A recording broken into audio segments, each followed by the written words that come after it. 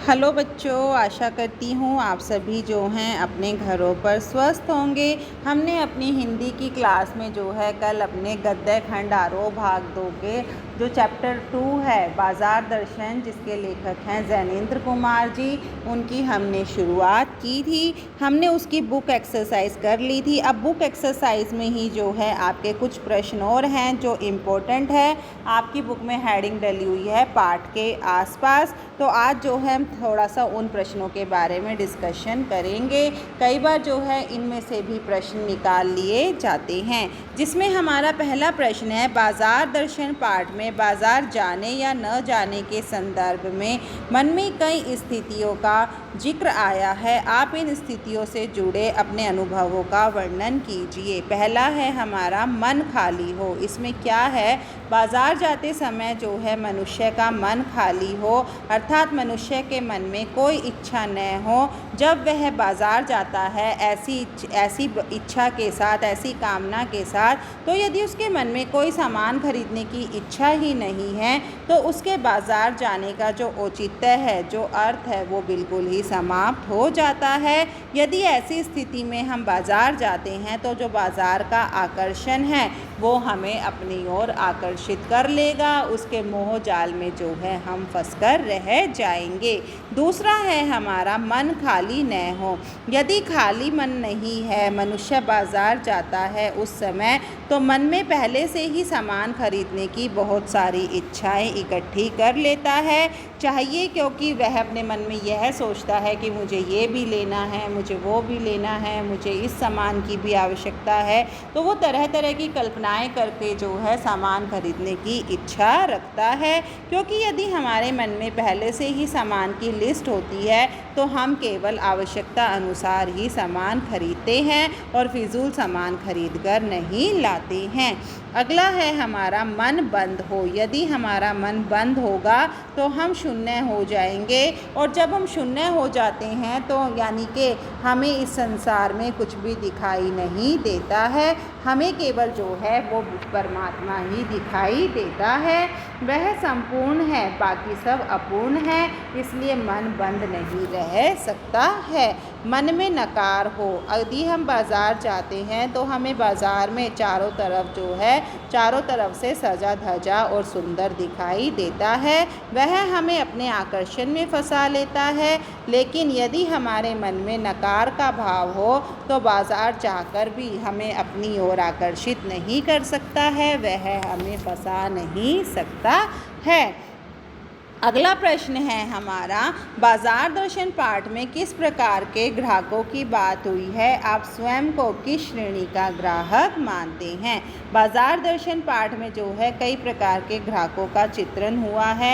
एक तो ऐसे ग्राहक जिनका मन खाली होता है, वो बाज़ार की सार्थकता को शून्य कर देते हैं।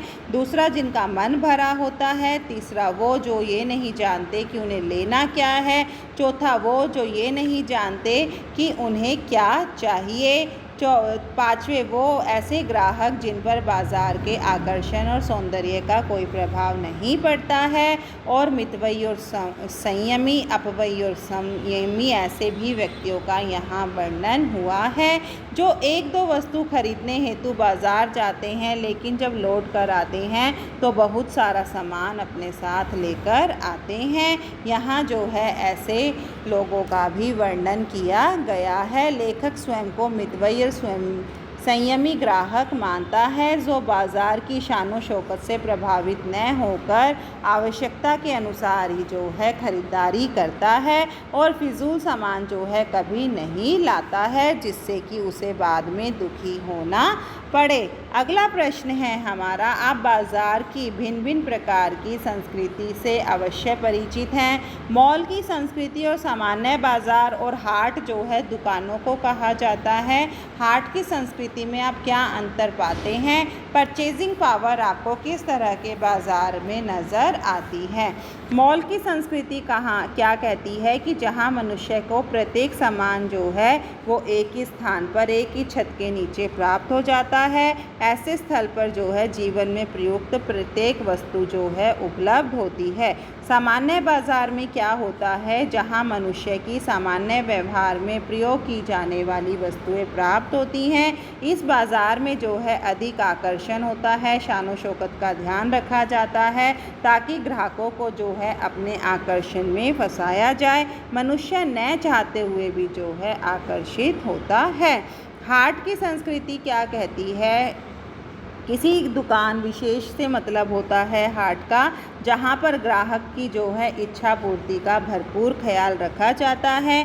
प्रत्येक दुकानदार जो है ग्राहक को अपना बनाना चाहता है, इसलिए वह वस्तुओं के मूल्य में ग्राहक की इच्छा का भी ख्याल रखता है। हमारे विचार में जो है परचेजिंग पावर सामान्य बाज़ार में ही नज़र आती है।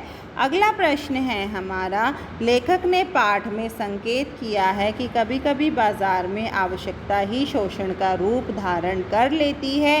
क्या आप इस विचार से सहमत हैं? हाँ, हम इस विचार से सहमत हैं कि कभी कभी बाज़ार में जो है आवश्यकता ही शोषण का रूप धारण कर लेती है, क्योंकि देखा जाता है कि जब मनुष्य किसी वस्तु की अधिक आवश्यकता होती है तो वह बाज़ार जाकर उस वस्तु को पाना चाहता है। क्योंकि अगर अब हमें क्या है, खाने की वस्तुओं की ज़रूरत है तो हम खाने की वस्तुओं पर ही ज़्यादा ध्यान देते हैं। बाज़ार में दुकानदार जो है विक्रेता ग्राहक की मानसिकता यानी कि उसके मन में चल रहे विचारों को पढ़ लेते हैं। यदि उसे किसी मनुष्य की अत्यधिक आवश्यकता का आभास होता है कि उसे इस वस्तु की बहुत ज़्यादा ज़रूरत है तो वह उस वस्तु का दाम बढ़ा चढ़ाकर बोल देते हैं। ग्राहक को भी जो है उस वस्तु की अत्यधिक आवश्यकता होने के कारण जो है वो ज़्यादा रेट में उस सामान को खरीद लाता है। इसलिए वह भी जो है उसी विक्रेता के मन चाहे मूल्य में उस वस्तु को खरीद लेता है, क्योंकि उसे उस वस्तु की ज़्यादा आवश्यकता है। वह इस प्रकार कभी कभी बाज़ार में जो है मनुष्य की आवश्यकता जो है उसका शोषण का रूप धारण कर लेती है। स्त्री माया न जोड़े, यहाँ माया शब्द किस ओर संकेत कर रहा है? स्त्रियों द्वारा माया जोड़ना प्रकृति प्रदत्त नहीं बल्कि परिस्थिति वश है। वे कौन सी परिस्थितियाँ होंगी जो स्त्री को माया जोड़ने के लिए विवश कर देती है? यहाँ माया शब्द जो है धन, पैसा, दौलत की ओर संकेत कर रहा है। स्त्रियों द्वारा जो है माया अर्थात संपत्ति जोड़ना एक प्रकृति द्वारा दी हुई आदत है।